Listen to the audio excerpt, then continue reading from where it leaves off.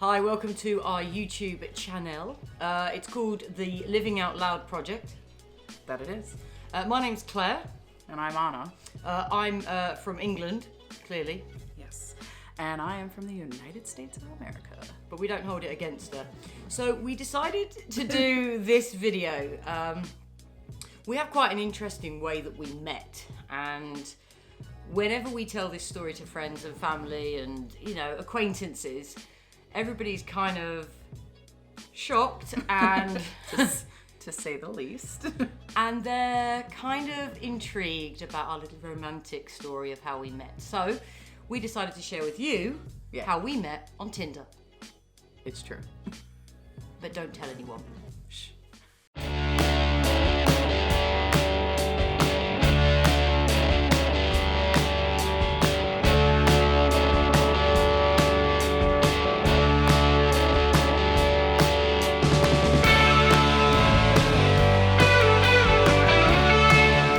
So first of all, how did we end up on Tinder? Now, I'm going to be honest with you, I've never done online dating. No, me either.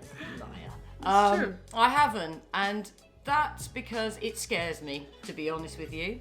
I just come out of a long-term relationship. I was in Spain at the time, and somebody I was hanging out with in Spain called Vicky, we were just like chilling out, we were watching Netflix, both single, making no great attempt to find love. And her cousin came to Spain as well and got so fed up with Vicky and I sat on the sofa eating beautiful food, watching Peaky Blinders and generally looking a little bit miserable that she decided that we needed to go on Tinder. And she physically put Tinder on my telephone and on my friend Vicky's. And that's kind of where the story began for me. It was the middle of nowhere in Spain. It's a little place called Jalón.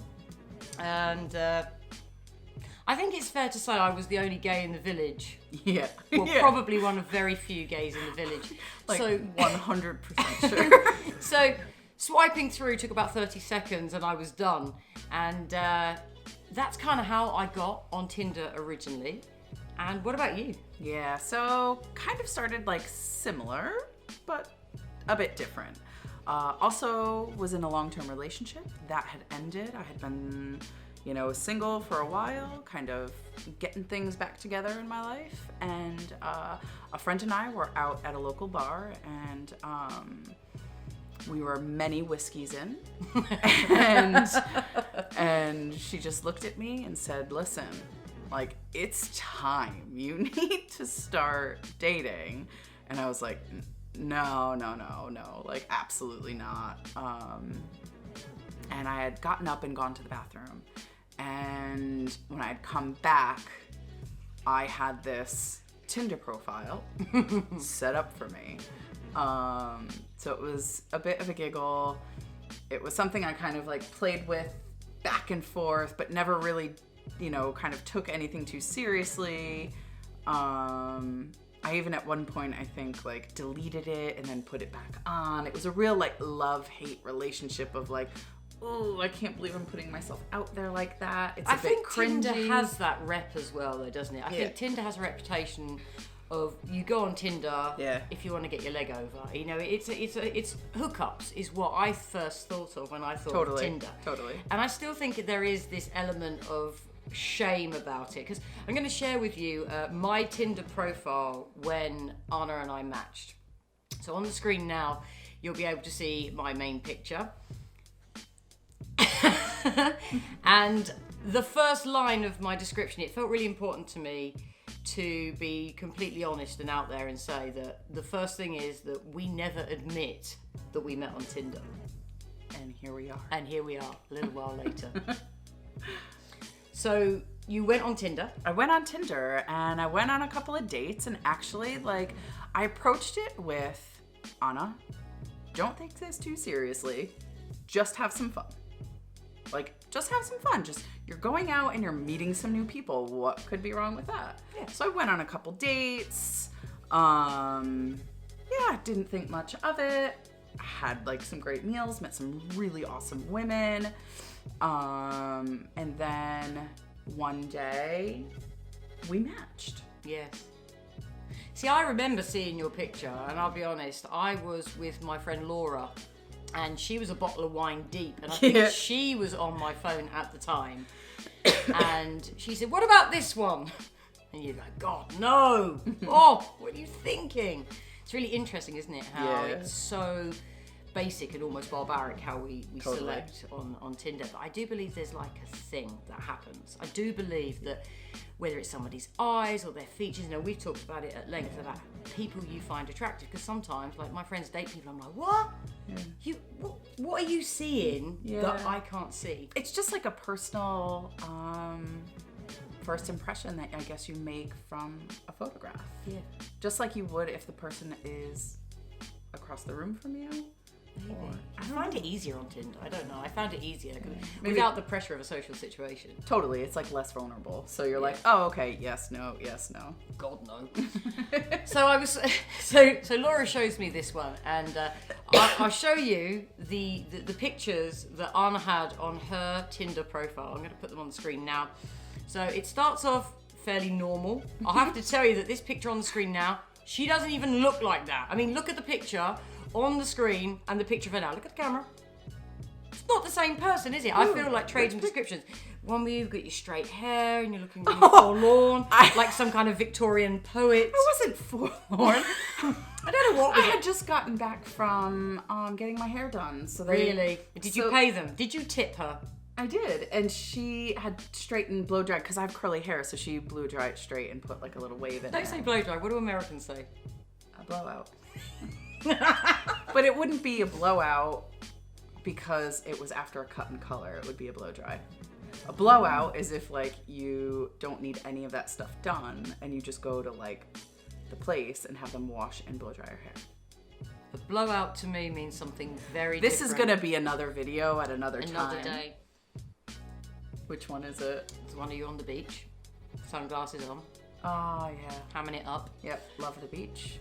And then I nearly got put off by this picture. But this picture was put on not as like anything sexual, but like my sense of humor.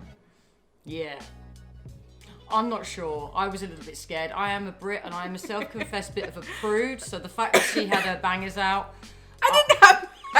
You did. I was not sure. But then, do you want to know the one that sealed my fate? It was this picture. Classic lesbian shot with a cat. I was done. And that's when I swiped right. What was your experience? Oh, so my experience was kind of similar, but a little bit different. So I had just gotten out of a long-term relationship. I wasn't looking for anything serious whatsoever. Good job she found me then. And I was flipping through the pictures and I saw this one picture of Claire and her dog, Dexter. And it made me like pause.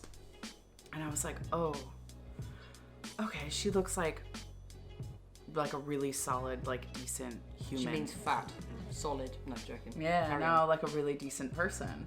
And I was like, I remember having my thumb on it and I was like wavering back and forth like, this could be like something serious and do I want something serious right now? And I said, screw it. And I just did it and we matched. And yeah. That's how we matched on Tinder. I still think it was the dog. It was Dex that did the business. It was the dog that ensnared you. So first impressions were very basic conversation, I'll be honest with you. I was presenting a radio show and at the same time I was WhatsApping Anna. Now I know she's clearly not in the country. I just knew that. Anna, for some reason, didn't quite know. Well, let me explain why I didn't know. So, if you guys have ever used Tinder, you know that there's like a mile radius thing that you can set on your phone. And I'm in New England in America, and I wanted to like branch out a little bit and to make it fit like New York City, because we're not too far away. So I opened up my mile radius to I think about 66 miles or 65 miles or something. So I should really have only, anybody that popped up on my profile should have only have been in that mile radius. So we started talking like on WhatsApp back and forth. And I remember, and I'm like way more clever than this. I remember thinking like, oh, she's giving out a WhatsApp number. Like, that's really clever. She doesn't want people to like know her real phone number. Oh yeah, that's me. Oh, Jane Bond here. And then she, you know, we were kind of like just chit-chatting back and forth, you know, just like real basic stuff. And I noticed that she kept saying like, oh, she's leaving work and she's, you know, heading to bed. And I was just like starting my work day. And I was like, oh, like maybe she works like third shift or something. Like, I don't know. And it just still wasn't clicking at all because I had no idea.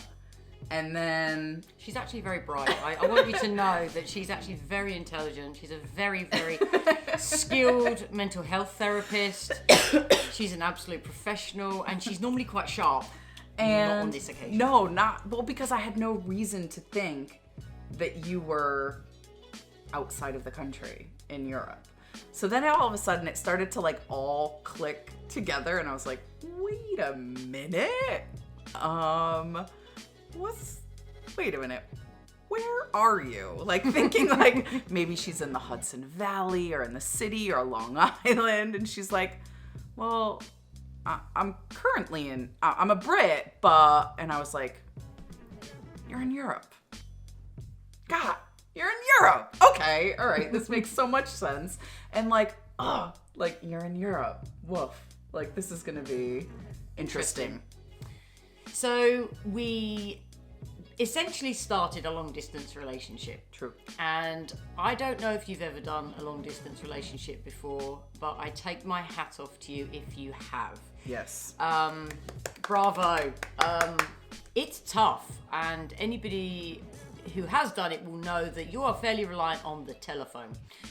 True, but pause right there actually, because it's something that we revisited later on and said that the distance actually is what made our relationship so strong.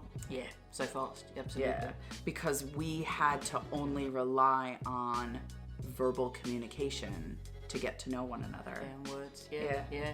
So we lived on WhatsApp. I mean, I don't think I slept. I barely ate. I looked good when I met her because of it. Not so much now.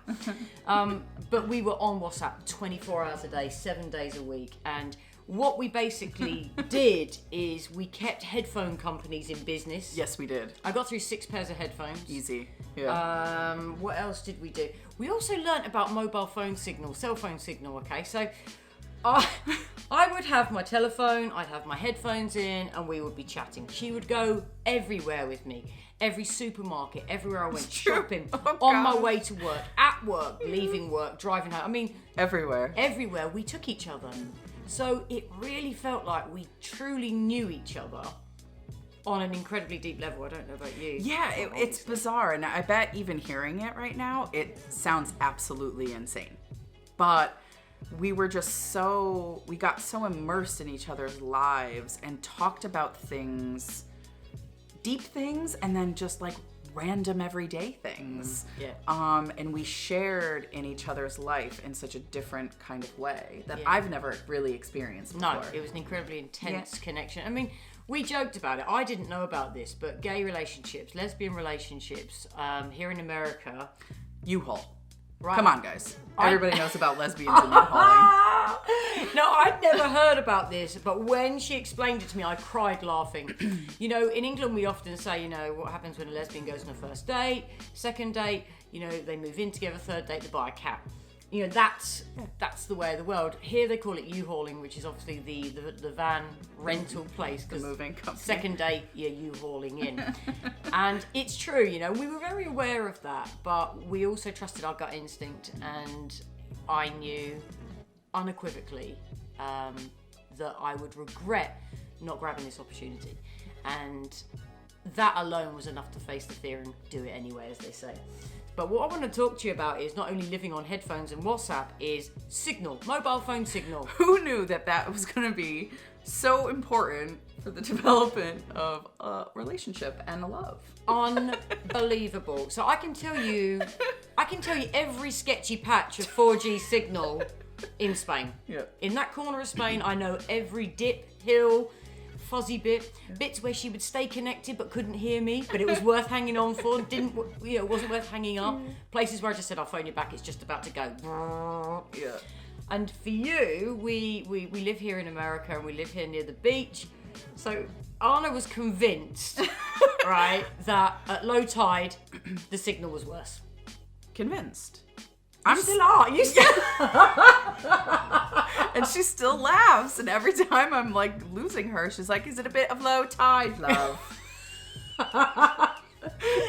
It's true. If it's low tide, the mobile signals. If you know if that's true, please like comment below and let us know about the low tide thing. Because that's been an with ongoing a thing. phone signal. Yeah. All right. Let us know if that's actually possible, or whether that's just crazy head. So, to cut a very long story short, we were talking non-stop on the telephone. We connected on the 21st of February. We've just celebrated our Tinderversary. Ooh, that's a rough name, guys. Sorry for that. That's when we matched. That's when we started speaking. So the 21st of February we matched.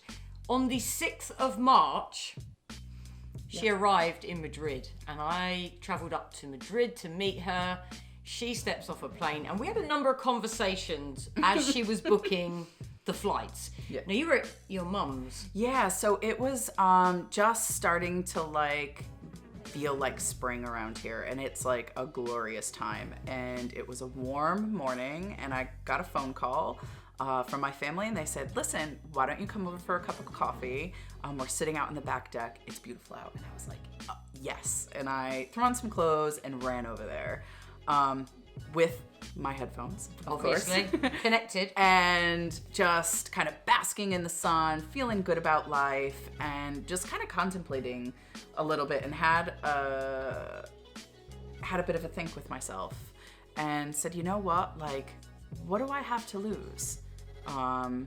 So I looked actually online first, and I saw that flights were ridiculously cheap. Cheap. Very cheap to go to Madrid. Flights were ridiculously cheap at the time. Nonstop New York, Madrid. So I decided, and I asked her what she was doing on March 6th, and she said, I'm pretty free. And I said, cool, I just booked a flight to Madrid. Meet me there. And I'm so sure... I now know that she's mentally ill, right? So I'm now like, she's crazy. She's getting on a plane. I'm really excited, obviously super excited. I travelled up to Madrid to meet her. And we were quite cool and casual about it. I felt like I knew you inside out without ever touching you or meeting you in person. Yeah. Nothing can describe the feeling of waiting for you to come off the aeroplane, go through the gate. Yeah. Now, I want to preface this by saying that I have traveled to Europe extensively my entire life. Oh, you sound like such an arse. No, because my travel family... extensively, darling. No, because... And I say that... Extensively. I say it because my family lives in Germany. So as a child, I traveled back and forth to Europe often. Extensively. And I don't want to make it sound like I'm this like reckless human being, but I was just really trusting my gut, and I knew that, okay, what was the worst case scenario? If we didn't hit it off, we could still have a good time in Madrid. I mean, it's a beautiful city. Let's go have fun.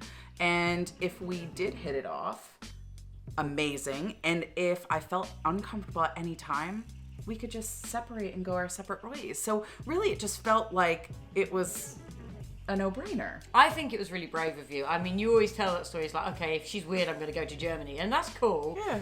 But to actually take that step, I think that's the key thing here, isn't it? Is people can get crippled by their own fears and their own, they've got to get themselves out of the way to be able to grab an opportunity that presents itself. This presented itself, we call it the glitch in the Tinder matrix. We do. We grabbed it, and we went in fearlessly, and it could have not worked out. It could have blown up in our face, but Absolutely. we really leaned into like the vulnerability of it and didn't let fear kind of be in the driver's seat. And yeah, we're here to tell the tale. So we're on the phone, headphones in, and Anna's at JFK Airport, and she's doing her usual pre-flight ritual, which is to drink a couple of double whiskeys because she's not overly keen on flying. Not scared, but just not keen. Yeah. And we're having a conversation, and she says, right, they're calling me to the gate now, I've got to go. I said, okay. And the last thing she said to me was, just don't be fucking weird. Yeah? True. And I replied, that's fine, just don't be Amanda Knox. Yeah. He's like, and she said, well, don't make me feel a bit stabby, you know? And that kind of sums up our sense of humour and how we were approaching this. Yeah. I travelled up to Madrid, in she came, I'm there on flight tracker watching her journey across the Atlantic like some kind of freak. And but the moment came where she had to come through sliding doors. And I've got a photograph of those doors. I'll put it on the screen now. I stood there for 15, 20 minutes, maybe half an hour. I have never felt such nervousness in my life. I don't generally get too nervous. I was terrified. Yeah. It's like, what if?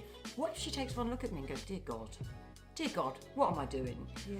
And thankfully it didn't work out like that. She came to the door and I went into like this over fussy mode of like, oh my goodness, let me take your bag for you, and being really chivalrous, and I'm trying to carry her bag up escalators pretty much going the wrong way, and I was just really This is all true. awkward. And I was not looking at you either. But lovely. Oh, But shut like up. really sweet, and something really like endearing about it is just like seeing somebody kind of want it all to like go perfect, and that I wasn't really fussed or bothered whatsoever. And it just like, it was just the sweetest thing, really. Oh, it's a bit pukey, isn't it? Come on, move on. But what she did do is we were at a tube station and we were waiting to get a tube to go to the Airbnb apartment I booked. And my heart was jumping out of his chest. I could barely breathe. I mean, anyone who knows me knows that this just doesn't happen to me. You know, I'm very happy in front of a microphone, not so much the video, but I'll talk to anybody, any place, anywhere, anytime. I just couldn't get my words out. I couldn't speak. I couldn't say. I mean, didn't even have control of my limbs at some point. And I must have just looked like a dribbling mess. And Anna just put her hand on my lower back, and I just went, oh, it's okay. It's all right. And in that second, I was like, this is going to be more than all right. This is going to be great. This is going to be really great. And you know what? I'm really glad that I was proven right by that one hand motion. God, that sounds a bit wrong. So I think that's pretty much how we met. Yes. There's so much more to this story, though, Oh, guys. there really is. Yeah. So if you're interested, remotely interested in this crazy story, please hit subscribe and also press the little bell thing. You'll get notified when we can be bothered to make another video, which we will do, and we will do it quite soon. We're going to talk about how I didn't actually go back home after we met in Madrid. I threw caution to the wind and flew back with her to America. I then had to leave again, and we had to do a K1 visa. You may have seen it on television. You're giving away too much. Make sure you subscribe. We'll tell you more. Bye, guys.